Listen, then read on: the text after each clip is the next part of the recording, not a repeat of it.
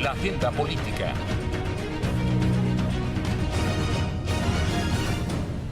Y ya está con nosotros Fernando Ávila aquí en el estudio. Fer, qué gusto, ¿cómo te va? Buenos días. Jaime, muy buenos días. No me gusta saludarte a ti y a todos los amigos del auditorio. ¿Qué pones sobre la mesa, mi querido Fernando? Pues mira, la realidad es que la próxima semana va a estar muy intensa, sobre todo porque se sigue considerando que eventualmente puede ser la última llamada para esto que todavía existe, que es Alianza Va por México. ¿Existe todavía? Todavía existe. Ayer ni se saludaron, nos decían, leíamos las crónicas, que en Aguascalientes ni se dirigieron la palabra y dijeron, no, me siento al lado de Alito. Digamos que está en terapia intensiva, todavía...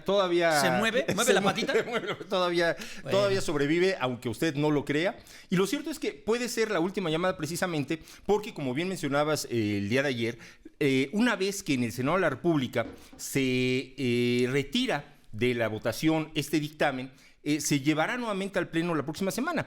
Y aquí es donde veremos si realmente este bloque de contención formado todavía por PAN, PRD, el PRI y sumado Movimiento Ciudadano, pueden realmente mantener esa solidez, esta situación para evitar que la reforma se apruebe. Uh-huh. Si es el caso, lo cierto es que todavía podría tener ciertos visos de sobrevivencia de la propia alianza.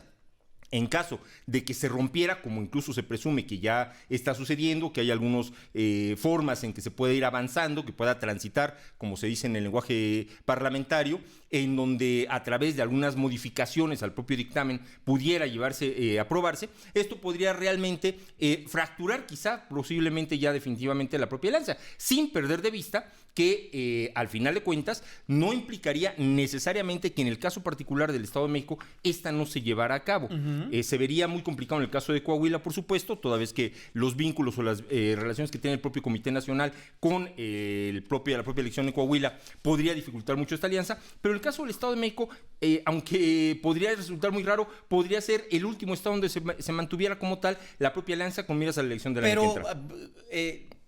Discutida o amarrada estatalmente, no a nivel nacional popular como fueron las otras. Es correcto, como finalmente también ha sucedido en varias elecciones. La realidad es que simplemente la elección que acaba de realizarse este año, hubo estados en donde se llevó a cabo fueron en alianza, uh-huh, y hubo estados en donde no fueron en alianza estos partidos, así que no sería... Quintana Roo, por ejemplo. Por ejemplo, así es, exactamente, uh-huh, o inclusive la propia alianza gubernamental en algunos estados participó de manera conjunta y en otros no necesariamente. Uh-huh. Sucede esto de manera recurrente, inclusive, no vayamos muy lejos, el año pasado en la propia elección federal, en algunos, no en los 300 distritos, fueron en alianza, como tal, la Alianza Va por México, simplemente en alrededor de poco más de la mitad de los distritos correspondientes. Entonces, habrá que estar muy atentos a esto. De hecho, precisamente esta semana, el Instituto Nacional Electoral ya aprobó, lo platicábamos también, el calendario oficial del proceso electoral del 2023, y aquí también es muy interesante, Jaime, del auditorio, porque regularmente parecería, o nos fijamos únicamente en el mero proceso electoral, es decir, el momento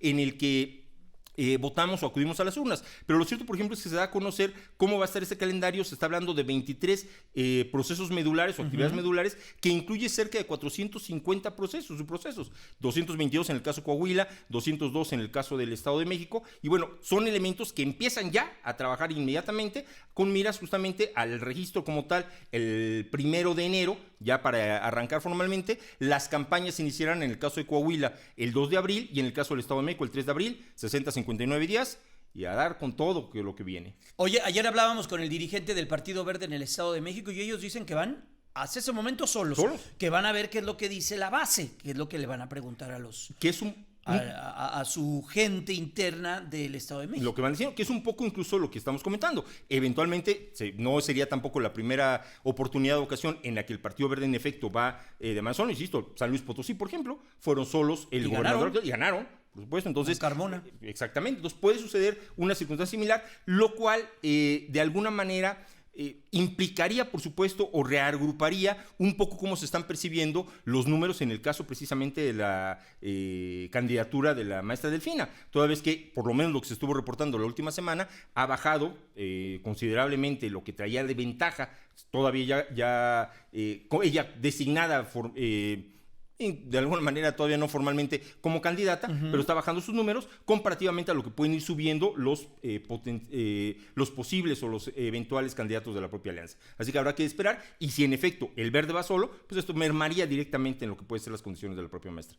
Y vamos a ver qué es lo que ocurre, porque el Estado de México es un estado muy complejo, ¿no? Pues mira, en muchas regiones. En muchas regiones, pero no solamente eso, o sea, el padrón electoral más grande del país, lo que implica, por supuesto, el hacerse de esa gubernatura es importantísimo, lo hemos platicado ya también, en cuanto a la percepción de lo que sería la elección del 24 y desde luego la complejidad, que bien lo señalas, en cuanto a las zonas. No es lo mismo lo que pasa en la zona Oriente, en la zona del Valle de Toluca, en la zona del Valle de México, parecerían tres estados en el distintos. Corredor Azul. Por supuesto, totalmente. El año pasado recuperó muchísimo la propia alianza en el propio Valle de México y parte de lo que es el Valle de Toluca, no así en la zona oriente. Qué interesante.